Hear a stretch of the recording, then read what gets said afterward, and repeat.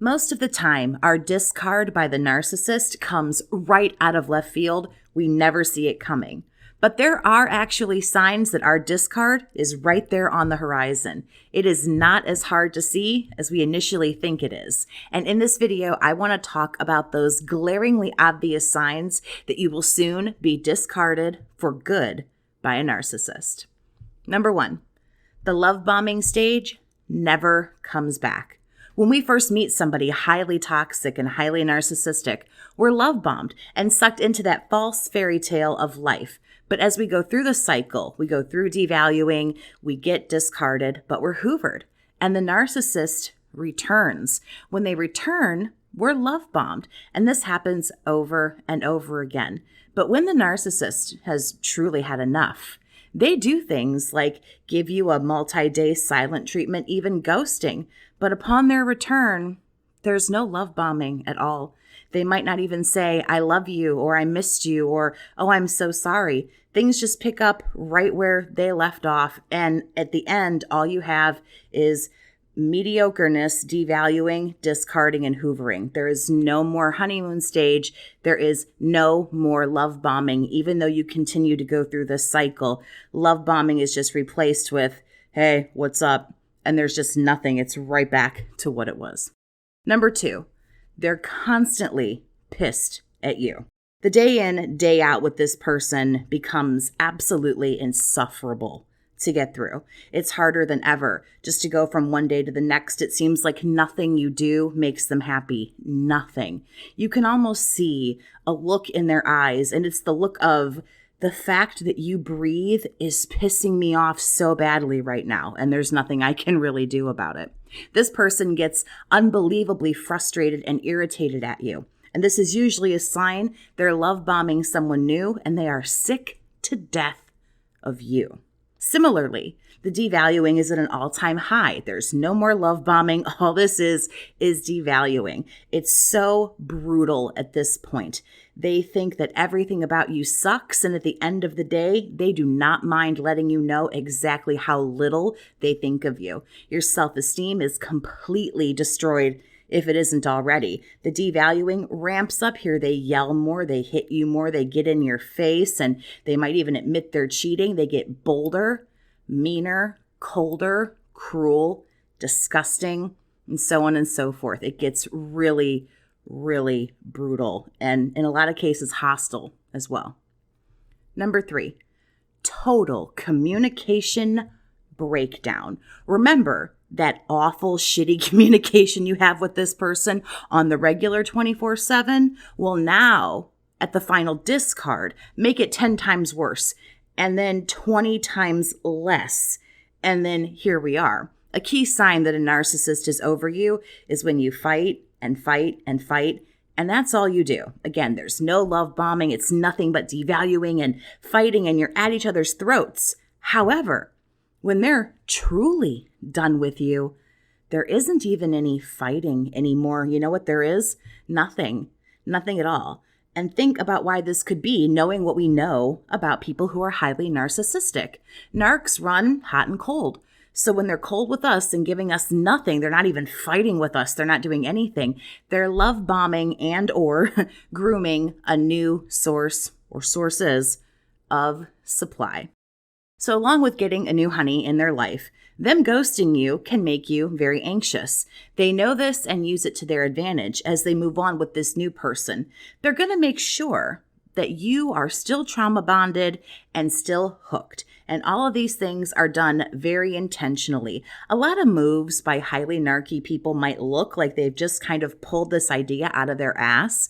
They might be scrambling. They might be thinking on their feet at the last minute, but everything is done, even at the last minute, intentionally to serve them as best as they possibly can. Even though they're moving on with somebody else and they are clearly demonstrating they don't want you anymore, in order for their whole plan to work out perfectly, they still need you to be hooked, trauma bonded, and completely addicted to them.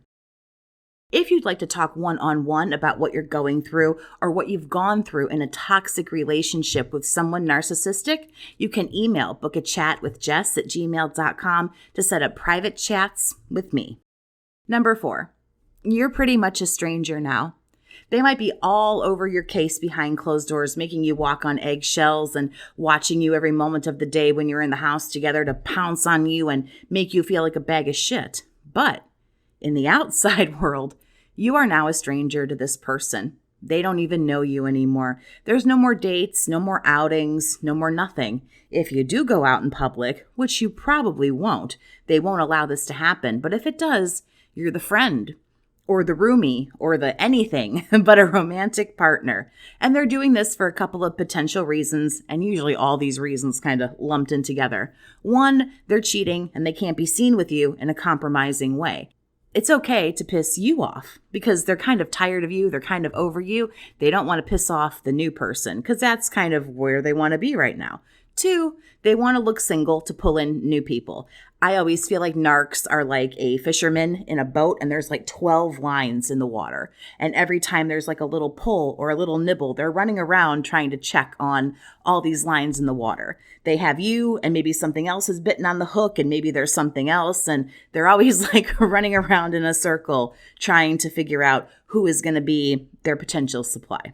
Also, they're just really over you and they don't really want to be doing coupley things with you at this point. They want to do that with whoever they are. Love bombing, you're sad, you're old news. Don't take it personally. We've all been there, myself included.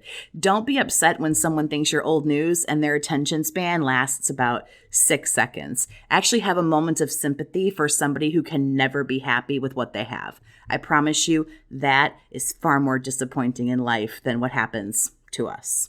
Number 5, some dishonorable mentions, but mentions nonetheless that I have to kind of throw in here. What's going to happen near the end is there's just going to be constant gaslighting. Now, this does happen throughout the relationship, and everything I'm going to list here in the dishonorable mentions goes on while you're in this whole relationship with them. But gaslighting, of course, near the end is going to get even more dramatic, and they're going to try to confuse you and keep you upset and keep controlling those emotions as much as they possibly can. Yes, right up until the bitter end. Again, they need you to continue to be addicted to them. Blame shifting will also ramp up, but is there throughout the relationship. And this will, like the gaslighting, get worse the closer you get to the end. There literally will not be one thing at the end of the relationship that you are not responsible for, that they will not blame you for. Projection is very similar. All of their negative, nasty qualities are going to be slung your way. They might even drop odd hints like, if you keep doing this, if you keep acting this way, I'm going to leave. The smear campaign takes place while you're still in a relationship. It is going to ramp up near the end, but it's still been going on for a considerable amount of time. Do you ever wonder why their friends look at you sideways? It's because they think you're a piece of shit. You know why they think you're a piece of shit? Because the narc has been telling them that you're a piece of shit. Do their parents look at you sideways, or their siblings, or their kids, or their coworkers? It's because the narc has already been running a massive smear campaign and telling everybody that you're a piece of shit. So now everyone looks at you already negative, but that will ramp up again in the aftermath of the breakup when the narc decides to discard.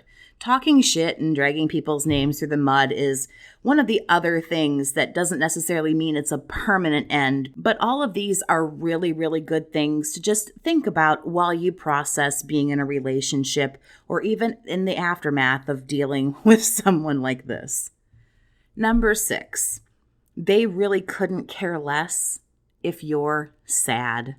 At the true end, they don't care if you're upset, and they don't care if you're upset about something that they did or someone else did. They don't care if you're sad or crying or if you're hurt mentally or physically, emotionally. They're never going to care a whole lot, to be fair. They're narcissists, but at the end, something else happens where there's just like a sadistic little turn, and it almost seems like they enjoy what you're going through.